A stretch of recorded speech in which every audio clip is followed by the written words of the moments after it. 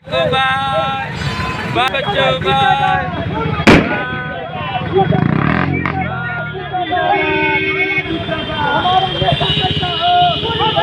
भाड़ ना फोड़ेला हमरा साथे बहुत पूरा 5 साल हमरा साथा सारा लोग लेकर के चले के बा। एको आदमी अधिकारी बा वो आदमी के हफ्ता में हमरा अइला के बाद में अधिकारी जैसे ग्राम सेवक साहब बानी, नोडल ऑफिसर बानी, उ सब लोग के पंचायत में हमरा बैठे के पड़ी। कर्मचारी साहब बानी एगो निर्धारित समय पहले वहाँ के एगो टीम काम करी।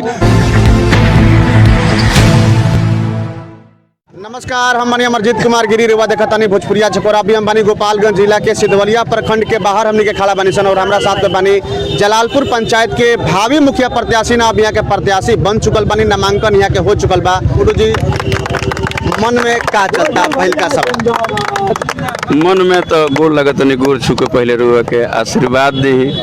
आज नॉमिनेशन हो गई, पर्ची कट गई बा। मन में तो अब यह लगता है कि जो बस हमारा जलालपुर पंचायत के सब देवतुल जनता, माई बहन, चाचा काका बाबा बुजुर्ग सब लोग हमारा के मान ले बा। बस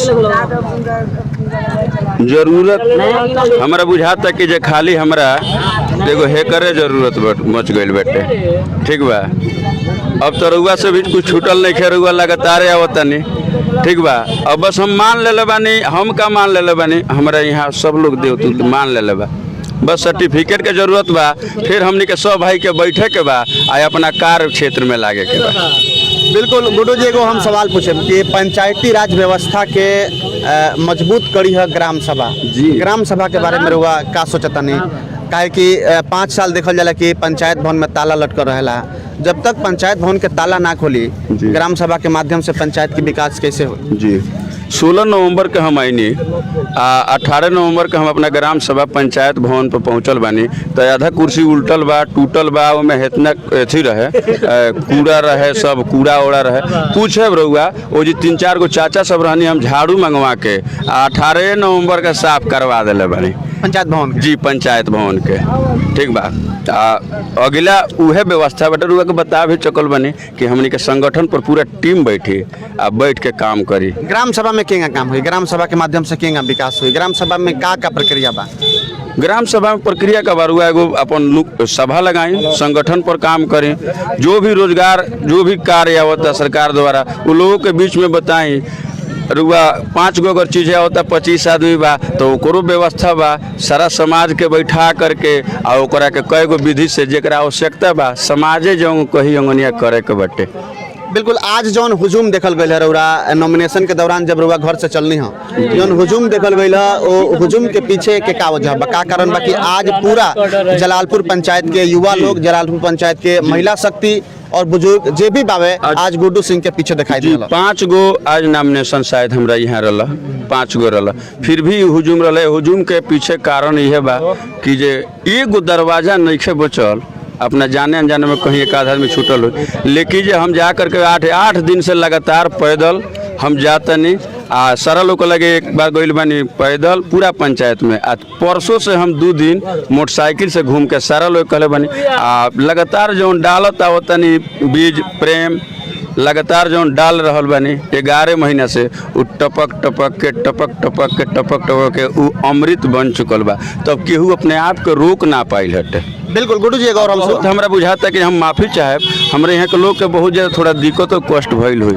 ठीक बा, लेकिन हमरा बुझाता है कि जे प्रेम के आगे आज के वहाँ सबके कुछ ना लोग। बिल्कुल गुड्डू जी, एक और हम सवाल पूछें कि जौन स्थिति बा जलालपुर पंचायत के, रुआ नहीं लागत कि अगर रुआ सत्ता में आए, जैसे रुआ कहनी के कलम के आवश्यकता बा, हम बन चुकल बनी जनप्रतिनिधि, जनता हमरा के मान ले बा, खाली कलम के जरूरत बा, सर्टिफिकेट के जरूरत बा। अगर सर्टिफिकेट मिलता तो जो जिम्मेवारी राउर होई जलालपुर पंचायत के आगे लेके जाए खातिर प्रखंड लेवल पर, जिला लेवल पर, राज्य लेवल पर, कहने का लागत कि कंधा के ऊपर बहुत बड़ा जिम्मेवारी हुई, क्योंकि बहुत बड़ा खाई के भरे के बा। एकदम, तो जिम्मेवारी के साथे हमरा अकेले नहीं खेल, अकेले चना भाड़ ना फोड़ेला। हमरा साथे बहुत पूरा 5 साल हमरा साथा सारा लोग के लेकर के चले के बा। एको आदमी ना छूटी है हमरा से, एक बार एक आदमी ना छूटी आ सारा लोग के लेकर के हम जिम्मेवारी कुछ जिम्मेवारी हमार संगठन हमार टीम वार्ड हमारा सबसे पहले तो एक जिम्मेवारी के पीछे देखी रुआ के सरकार मुखिया के साथ वार्ड सरपंच बीडीसी पंच रुआ बीडीओ साहब सीओ साहब कर्मचारी साहब ये पूरा एगो टीम बा। हम ग्राम सेवक साहब हमार सबसे पहला काम तो अधिकारी के आई जितना सब लोग बा ये सब लोग के एगो जगह बैठे के बा आ निर्धारित समय भी रही जो अधिकारी बा वो आदमी के हफ्ता में हमारा अला के बाद में अधिकारी जैसे ग्राम सेवक साहब बानी नोडल ऑफिसर बानी वो सब लोग के पंचायत में हमरा बैठे के पड़ी कर्मचारी साहब बानी एगो निर्धारित समय पहले वहाँ के एगो टीम काम करी ओकरा बाद में सब भाई नौजवान चाचा बुजुर्ग हमारे यहाँ शिक्षित राजनीति में बहुत बड़ा मतलब योगदान जे कर रहल बा वो सब लोग के बैठा के आ वो सब लोग के साथे आ वो लोग के माध्यम से भी काम हमरा करे के बा अकेले